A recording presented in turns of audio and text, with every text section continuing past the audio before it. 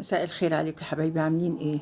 هنعمل النهارده احلى مهلبيه، مهلبيه التمر. بجد جميله ومفيده ومغذيه وسريعه واقتصاديه وفيها كل حاجه. حلوه قوي قوي قوي بجد في رمضان كده بعد الفطار، من غير بقى ما نتلج ولا حاجه، لان الدنيا متلجه لوحديها، يا دوبك تبرد كده وتاكليها روعه، كريميه وجميله جميله جميله، تحفه بجد. سهلة كمان سريعة. تجيبي كده شوية بلح، البلح ده يعني طري شوية حلو يعني. اللهم صل على سيدنا محمد. افتحه واطلع منه النوايا اللي جوه، والحتة اللي بتبقى بره ديت اللي بتبقى فوق في الحرف دي، ايوه ديت. وبفتحه كده اشيل من النوايا واغسله بقى كويس قوي قوي كله. وبعدين ابدا احطه في قلب الإناء اللي هعمل فيه يعني، واحط عليه كوباية مية مغلية كده. والمفروض ان انا اسيبه شوية، بس انا كنت مستعجلة، هقول لكم يعني ايه الغلط اللي انا عملته. هو كان المفروض يتساب مثلا في مية مغلية، او حتى ياخد غلوة على النار كده لمدة يعني دقيقتين تلاتة، بس انا كنت مستعجلة، فعشان كده كل ما اطحنه ما كانش قادر قوي الخلاط يعني يطحنه جامد، فطحنته على مرتين. المهم حطيت عليه كوبايتين حليب كده بقشطتهم، اللهم صل على سيدنا محمد. وحطيت عليهم 3 معالق سكر. طبعا انت تقللي السكر تزودي السكر براحتك، بس يعني لا، هو المفروض يتقلل كان شوية، لأن البلح برضو معسل، يعني البلح مسكر جدا.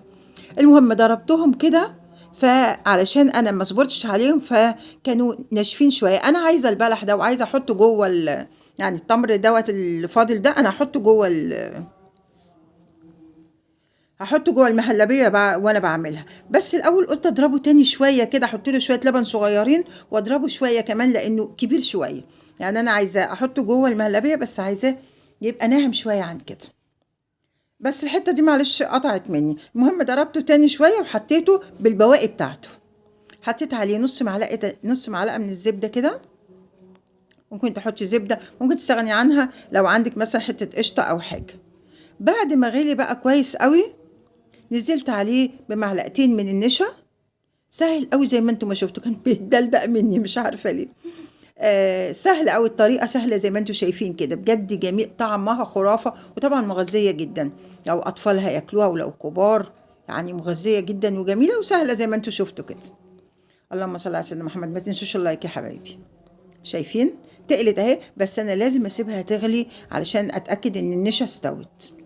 عايزين بقى تحطوا فانيليا، عايزين تحطوا ميه زهر، ميه ورد، زي ما انتوا عايزين. انا حباها زي ما هي كده بس. وصبيتها في قلب الكاسات ديت. الكاسه يعني مش زهره قوي اهي، بالاجزاء اللي فيها. الاجزاء اللي فيها دي كمان جميله جدا، يعني مش بقى تصفيها، لا انا كنت بصفيها بس علشان اعيد تاني الشويه دولت يتعملوا بسرعه يعني. اعيد الفتافيت اللي كانت كبيره شويه ديت عشان كنت عايزاها تبقى صغيره شويه، انما انت ما تصفيهاش ولا حاجه.